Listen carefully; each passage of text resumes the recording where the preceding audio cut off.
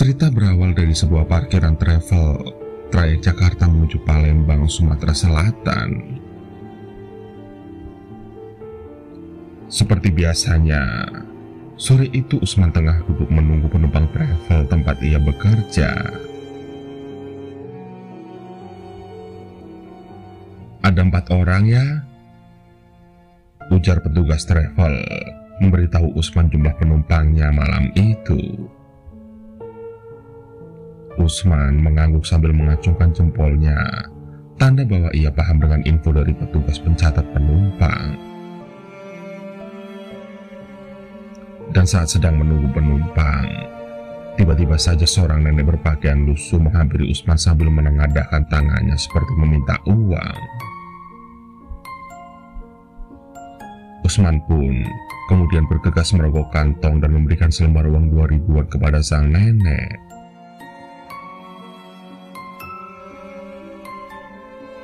"Jangan berangkat malam ini ya, kamu pulang," ujar si nenek sambil berlalu. Usman sedikit kaget mendengar perkataan nenek tersebut. Namun ia mengabaikannya karena ia menganggap nenek tadi sedikit tidak waras. Hingga beberapa saat kemudian, penumpang travel tempat Usman bekerja telah berada di dalam mobil minibus yang biasa ia kemudikan.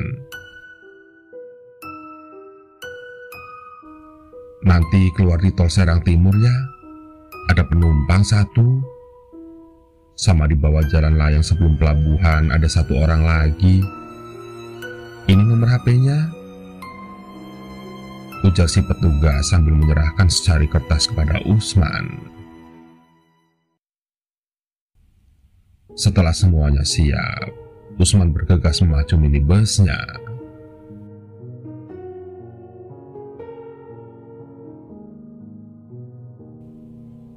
Tapi tidak seberapa lama mobilnya meninggalkan parkiran, tiba-tiba ada yang berbisik di telinga Usman. "Jangan berangkat, kamu pulang ya," bisik suara tanpa wujud itu. Usman sedikit merinding namun ia tidak memikirkannya. Ia menduga dirinya agak kelelahan, jadi kata-kata nenek tadi masih terngiang-ngiang di kepalanya.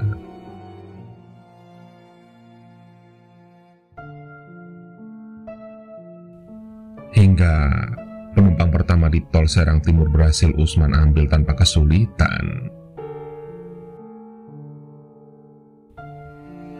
Dan saat tiba di bawah jembatan layang, Usman berhenti bermaksud untuk menelpon penumpang kedua.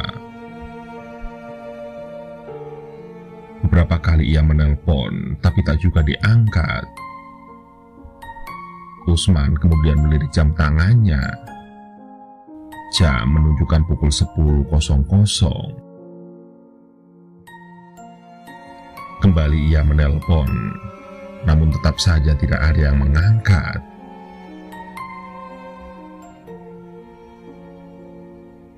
Usman kemudian memutuskan untuk menelpon petugas travel, namun anehnya tidak tersambung. Dan setelah menunggu agak lama sambil mencoba menelpon, tiba-tiba seorang wanita berdiri di dekatnya. Ia mengenakan gaun berwarna merah dan mengenakan payung hitam. "Travel ya?" tanya wanita itu singkat. Usman yang kaget segera menjawab iya dan bergegas membuka pintu mobilnya. Segera wanita itu pun masuk dan mengambil tempat duduknya. Saat Usman hendak masuk ke mobilnya, di seberang jalan di bawah lampu jalan yang cukup terang, ia kembali melihat seorang nenek. Benar, itu adalah nenek yang tadi sore ia temui. Sontak Usman kaget setengah mati. Seakan tidak percaya, ia pun mengusap matanya berkali-kali. Nampak dari seberang jalan, Nenek itu menggeleng-gelengkan kepalanya sambil menunjuk bagian belakang mobilnya, persis di tempat wanita bergaun merah tadi duduk. Sesaat Usman diam berdiri, namun segera seorang penumpang menegurnya dan berkata, "Ayo bang, tunggu apa lagi sih?"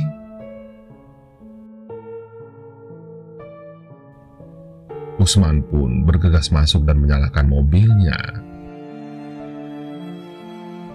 Sebelum berlalu, ia sempat melihat ke arah nenek tadi berdiri, dan anehnya tidak ada siapa-siapa di sana.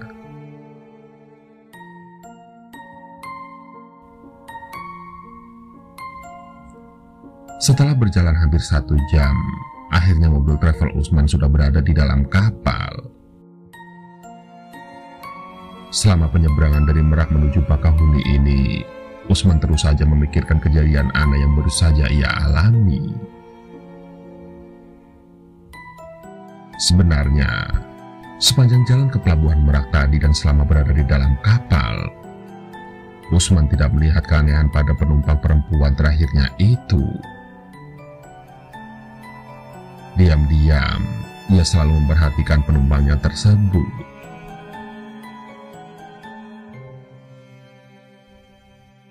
Setelah hampir 2 jam, akhirnya sampailah ia di pelabuhan Bakahuni. Tak jauh dari sana ada 2 penumpang yang turun. Jadilah di dalam mobilnya sekarang tinggal 4 penumpang. Usman melirik kertas catatan tujuan semua penumpangnya. Aman, gumamnya. Usman memang sengaja tidak masuk tol Trans Sumatera untuk menghemat ongkosnya. Lagi pula penumpangnya ternyata turun di daerah Lampung semua. Dan singkat cerita, setelah mengantar penumpangnya di kota metro, kini sisa 1 penumpang di dalam mobilnya. Benar, itu adalah wanita bergaun merah. Usman melihat nama penumpang dan tujuannya. Di sana tertulis Kedasi, Kota Bumi. Dan untuk memecah kesunyian, Usman memberanikan diri mengajak ngobrol penumpangnya itu. "Mbak Kedasi, di Merak kerja atau habis liburan?" tanya Usman. "Kerja," jawab Kedasi singkat dan sangat datar. Sampai tiba-tiba bau angin menyeruak sesaat setelah wanita bergaun merah bernama Kedasi itu menjawab pertanyaan Usman. Usman merinding mencium bau wangi yang menurutnya aneh, karena sepanjang jalan tadi ia tidak mencium bau wangi seperti ini. Namun, ia mencoba berpikir positif. Barangkali Kedasi memang sedang menyemprotkan parfumnya di dalam mobil. Usman kembali melihat jam tangannya. Kini sudah jam 3 dini hari.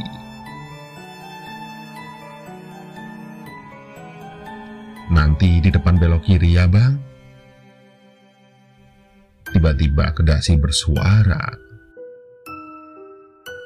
Usman yang hafal betul dengan jalan lintas Sumatera ini sangat yakin kalau di depan sana tidak ada belokan ke kiri. Setahu dia tidak ada pemukiman di sekitar sana. Dan lagi pula ini belum sampai Kota Bumi juga. Namun Usman yang hendak bertanya akhirnya mengurungkan niatnya setelah melihat ada gapura yang cukup besar dan diterangi lampu tak jauh dari posisinya berada. Sambil setengah keheranan, Usman tetap berbelok ke arah gapura itu. Ia menoleh ke kanan dan ke kiri memperhatikan situasi yang asing baginya. Dengan mengikuti petunjuk wanita bergaun merah tadi, Akhirnya Usman sampai di sebuah rumah yang cukup besar setelah melewati hutan dengan pohon-pohon besar yang sepertinya berumur ratusan tahun.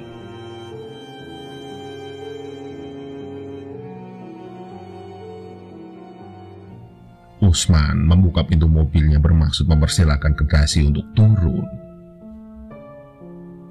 Namun betapa terkejutnya ia setelah mendapati mobilnya ternyata kosong. Usman kemudian mencari-cari Kedasi di sekeliling mobil. Barangkali ia sudah turun. Sampai tiba-tiba suara Kedasi mengagetkan Usman. "Terima kasih ya bang." Dan benar saja, ternyata ia sudah berada dalam pagar rumahnya. Peristiwa tersebut tentu saja membuat Usman bingung, karena ia tidak melihat Kedasi turun dan memasuki rumahnya. Bahkan, tidak ada suara pagar besi yang dibuka. Dan saat Usman melihat ke arah Kedasi itulah, ia kaget bukan kepalang. Usman melihat Kedasi bukan berjalan, namun ia melayang menuju ke arah rumahnya. Usman yang mulai ketakutan pun segera memasuki mobilnya dan memacu kendaraannya sangat cepat. Hampir 1 jam lamanya Usman berusaha mencari jalan keluar dari tempat itu. Namun ia tak kunjung menemukan gerbangnya. Usman seperti hanya berputar di tempat yang sama selama berjam-jam. Lelah berputar-putar, Usman akhirnya berhenti di depan sebuah rumah bermaksud bertanya pada penghuninya. Dan setelah mengetuk pintu dan mengucapkan salam, seorang nenek keluar dari dalam rumah. Kembali, Usman dibuat terkejut setengah mati karena yang ia lihat adalah nenek yang di parkiran travel dan yang terlihat di dekat jalan layang Pelabuhan Merak tadi. Usman ketakutan. Ia bahkan tidak bisa berkata apa-apa.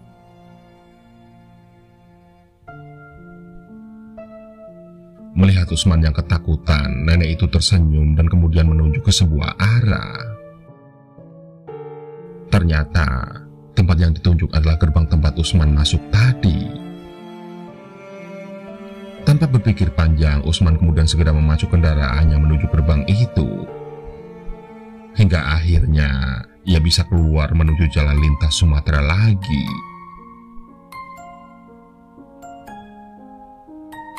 Lega setelah berhasil keluar dari tempat aneh tadi, Usman berhenti di sebuah SPBU. Usman memikirkan kejadian yang ia alami.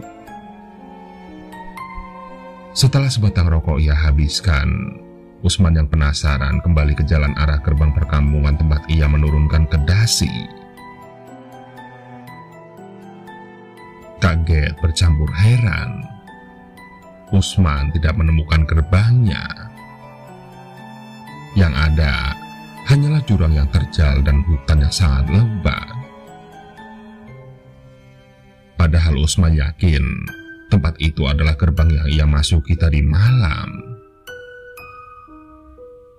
Hingga tiba-tiba HP-nya berdering mengagetkan lamunannya. "Man, lu gimana sih? Itu penumpang dekat jalan layang Pelabuhan Merak ngamuk tuh, gara-gara nggak lu jemput. Dia nungguin dari jam 10 lo," ujar si penelpon yang ternyata petugas travel.